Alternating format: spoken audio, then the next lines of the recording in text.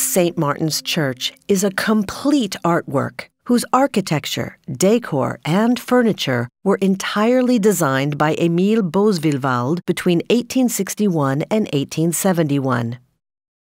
The church was built due to the necessity to replace the old St. Martin's Church, which had become dilapidated and too small. Its architecture reflects the movement started in France by Eugène Viollet-le-Duc, who considered the early 13th century to be a golden age of aesthetics. His influence can especially be seen in the spire on the top of the belfry and the flying buttresses on each side of the chancel. The church is built entirely with stone from Angoulême, nearly white and subtly cut around the openings. Inside, a vast transept projects from the nave, covered by ogival vaults. The transept features high-relief sculptures created by Adolphe-Victor Geoffroy-Dechaume.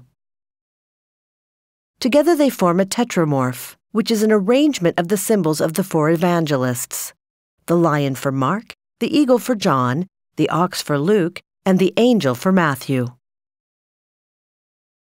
Their unusual positioning at the top of four columns may have been inspired by the famous lion at St. Mark's Square in Venice. The ambiance drastically changes as you reach the chancel and side chapels, where simplicity is replaced with a myriad of details and colors. The flooring is made of multicolored inlay marble, while the walls and ceiling are painted with brightly colored designs featuring gold gilding, undoubtedly commissioned by the architect Boeswillwald himself.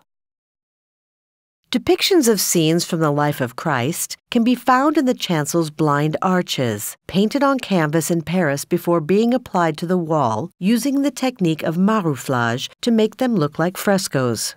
At the center of the chancel, the ciborium is a gem, characterized by true exuberance, inspired by the Neo-Byzantine style. Driven by his passion, Boeswillwald went as far as to design the organ case himself.